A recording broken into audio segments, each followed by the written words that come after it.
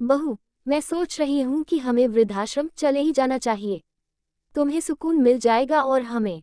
Gas पर चढ़ा कढ़ी के भगोने में कलछी हिलाते हुए जानकी जी ने अपनी बहू आशी से कहा तो वह चहचकित हो गई।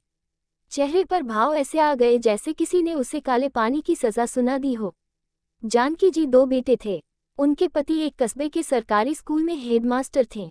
उन्होंने अपने बच्चों को शिक्षा के साथ साथ अच्छे संस्कार देने की भी पूरी कोशिश की थी, लेकिन शहर की हवा कहे अथवा समय का प्रभाव, दोनों बेटों ने शिक्षा तो ग्रहण किया लेकिन संस्कार। खैर, बड़ा बेटा आदित्य कनाडा पढ़ने गया तो फिर लौटा नहीं।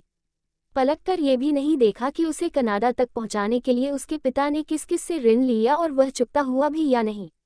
छोटा आशीष ने भी ऐसा ही कुछ कहने के लिए मुंह खोलना चाहा, लेकिन जानकी जी के पति श्रीकांत बाबू बेटे की मंशा पहले ही भांप गए थे, सो उन्होंने हाथ खड़े कर दिए और कहा कि भारत में कहीं भी पढ़ लो, लेकिन विदेश के लिए मेरा बजट नहीं है। फिर आशीष ने मुंबई से एमबीए किया और वहीं की एक मल्टीनेशनल कंपनी में उसे नौकरी भी मिल गई। 6 महीने में एक बार अपने माँ बाप मिलने आ जाता था तो उनके कलेजे को ठंडक मिल जाती थी। एक दिन उसने फ़ोन करके बताया कि अपने साथ काम करने वाली आशी नाम की लड़की के साथ वो कोर्ट मैरिज कर रहा है। मैं टिकट भेज रहा हूँ, आप लोग आ जाइएगा। पाल पोसकर जिस बेटे को माँ बाप बड़ा करते हैं, उसके मुख से ऐसे वचन सुनकर किसका कलेजा छलनी ना होगा। शांत स्वभाव वाले श्रीकांत बाबू भी उस दिन गुस्से से बोल पड़े थे, ऐसे औलादों से तो हम बेऔलाद ही अच्छे थे। शुभ शुभ बोलिए, कहते हुए जानकी जी ने अपने मास्टर पति का गुस्सा शांत करने का प्रयास किया और बेटे द्वारा भेजे गए टिकट प्राप्त होते ही दोनों प्राणी बेटे को आशीर्वाद देने मुंबई चले गए। शहरी चोंचले देखकर दोनों का जी उकता गया और 2 दिनों के बाद वापस आ गए। त्योहारों पर जानकी जी बेटे को बुलाती तो कभी अपने काम की व्यस्तता तो कभी पत्नी की सेहत का बहाना बनाकर टाल जाता था। 2 वर्ष बीत गए, आशीष नहीं आया तो दोनों ने भी अपने मन को समझा लिया। श्रीकांत बाबू सेवानिवृत्त होकर अपने पुश्तैनी घर में आराम की जिंदगी जीने लगे। कभी पत्नी उन पर चिढ़ जाती तो कभी बच्चों की तस्वीरें देखकर दोनों उनके बचपन को याद कर लेते। एक दिन आशीष ने बताया कि आप लोग दादा दादी बनने वाले हैं। कुछ कॉम्प्लिकेशन होने के कारण डॉक्टर ने आशी को रेस्ट बताया है। आप लोग आ जाते तो अच्छा होता। एक तरफ जहां उन्हें दादा दादी बनने की खुशी थी, वहीं बेटे की लापरवाही उन्हें तकलीफ भी दे रही थी। यहाँ पर भी जानकी जी ने पति को समझाया कि बीती बात को बिसार कर आगे बढ़ने में ही समझदारी है और सबकी भलाई है। श्रीकांत बाबू को पत्नी की बात माननी ही पड़ी। आखिर वह माँ है, बेटे को देखने के लिए उनका मन भी तो तड़पता ही होगा। बस दोनों अपने घर के दरवाजे पर ताला लगाकर बेटे की दुनिया संवारने के लिए चल पड़े। जानकी जी ने घर संभाला, श्रीधर बाबू ने बाहरी कामों की जिम्मेदारी अपने कंधों पर ले ली और बेटे बहू खुश। आशी ने एक बेटी को जन्म दिया जिसका नाम रखा गया मान्यता। घर में जश्न हुआ, होटल में भी शानदार पार्टी दी गई। 3 महीने के बाद आशी वापस अपने काम पर जाने लगी और जानकी जी अपनी पोती को संभालने लगी। दिन मजे में कट रहे थे। पोती के चलने बोलने और उसके साथ खेलने में दोनों खुद को भूल से गए थे। जानकी जी की पोती अब स्कूल जाने लगी तो सुबह वे स्वयं प्ले स्कूल छोड़ आती और 3 घंटे बाद श्रीकांत बाबू वापस ले आते। उम्र हो या समय, गति कभी रुकती नहीं। पोती बड़ी हो रही थी और उन दोनों की उम्र ढल रही थी। एक दिन आशीष ने अपने पिता से कहा, पापा, आप सैर के लिए तो जाते ही हैं, आज थोड़ा आगे बढ़ जाइएगा और इसके 3 प्रिंट कॉपी करवाते आइएगा। कहते हुए उसने 2 डॉक्यूमेंट पिता को थमा दिए। उस दिन श्रीकांत बाबू को अपनी तबीयत कुछ ठीक नहीं लग रही थी, इसलिए वॉक से जल्दी घर आ गए। बेटे का काम नहीं कर पाए। आशीष के पूछने पर उन्होंने कहा कि कल परसों में करा दूंगा।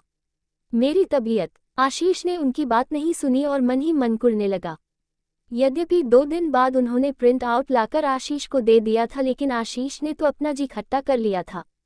फिर तो छोटी छोटी बातों पर दोनों में अनबन होने लगी। कभी कभी आशीष चिढ़कर बोल देता, इससे तो अच्छा था कि मैं आप लोगों को वृद्धाश्रम ही छोड़ आता। और श्रीकांत बाबू अपने आंसू पीकर रह जाते। जानकी जी कभी कभी बहू के आदेश का पालन नहीं कर पाती। कुछ शारीरिक असमर्थता थी और कुछ जी नहीं करता, तब उन्हें भी यही सुनाया जाता, इससे अच्छा तो आप लोग वृद्धाश्रम में ही रहती। जानकी जी बस अपने आंसू पीकर रह जाती। एक दिन दोनों बैठे शाम की चाय का लुत्फ उठा रहे थे, पास में ही उनकी पोती भी खेल रही थी। अचानक वह गिर गई। चोट तो नहीं लगी थी, बस रोने लगी थी। उसी समय आशी ऑफिस से आई थी।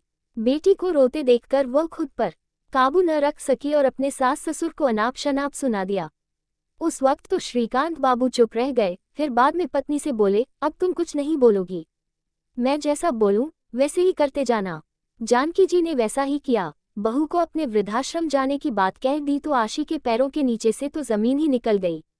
दिन के बाद आशी ने चिंतित स्वर में आशीष को सारी बात बताई और बोली, आशीष अब क्या होगा? मान्यता को कौन संभालेंगे? सुबह मैं अपने ऑफिस जाने की तैयारी करूंगी कि उसे बात कराऊंगी। वैसे भी उसे तो मांझी की आदत पड़ चुकी है। यार, मैंने तो सोचा था कि वृद्धाश्रम भेजने की धमकी देती रहूंगी तो वो लोग थोड़ा दबे रहेंगे, लेकिन सब उल्टा हो गया। आशीष को शांत बैठे देखकर आशी झुंझला गई, चीखते हुए बोली, आशीष तुम कुछ बोल क्यों नहीं रहे हो? क्या बोलूं मैं यार? आशीष भी उसी लहजे में बोला, मैंने भी तो यही सोचा था कि बीच बीच में इन्हें वृद्धाश्रम भेजने का डोज देकर अपना काम निकलवाता रहूंगा, लेकिन माँ ने तो पासा ही पलट दिया। वैसे आशी, तुम्हारी भी गलती है, माँ की उम्र का लिहाज तो तुम्हें रखना ही चाहिए था। आशीष ने तीखे स्वर में कहा, अच्छा, मुझे रखना चाहिए था क्या? तुमने रखा, तुम्हारे तो पिता थे। आशी भी उसी लहजे में बोल पड़ी। दोनों आपस में तुम करने लगे और उनके कमरे के बंद दरवाजे के बाहर खड़े श्रीकांत बाबू मंद मंद मुस्कुराते हुए अपने कमरे की ओर बढ़ गए। मम्मी पापा के तेज आवाज से मान्यता की नींद खुल गई और वह दादी कहकर कमरे से निकल गई और जानकी जी की गोद में आकर सो गई। अगली सुबह घर का दृश्य बदल चुका था। जानकी जी चाय बनाने किचन में जा ही रही थी कि एक 22-23 वर्षीय युवती ने आकर उनके हाथ में चाय का कप थमा दिया।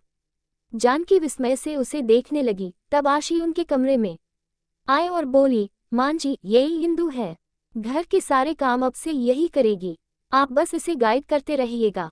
और हाँ, जो भी सामान घटे बड़े तो मंटू ले आया करेगा। पापा, आप तो बस आराम कीजिए, सीनियर सिटीजन का यहाँ एक क्लब भी है तो आपका। मुस्कुराते हुए आशीष अपने पिता से बोला तो श्रीकांत बाबू पत्नी की तरफ देखे, जैसे कह रहे हो, श्रीमती जी, आशीष आपका बेटा है तो मैं उसका बाप हूँ।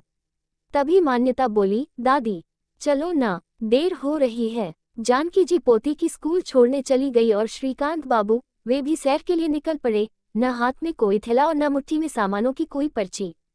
दोस्तों, अगर आपको हमारी यह कहानी अच्छी लगे तो प्लीज़ हमारे वीडियो को लाइक करें और हमारे चैनल को सब्सक्राइब करें। धन्यवाद।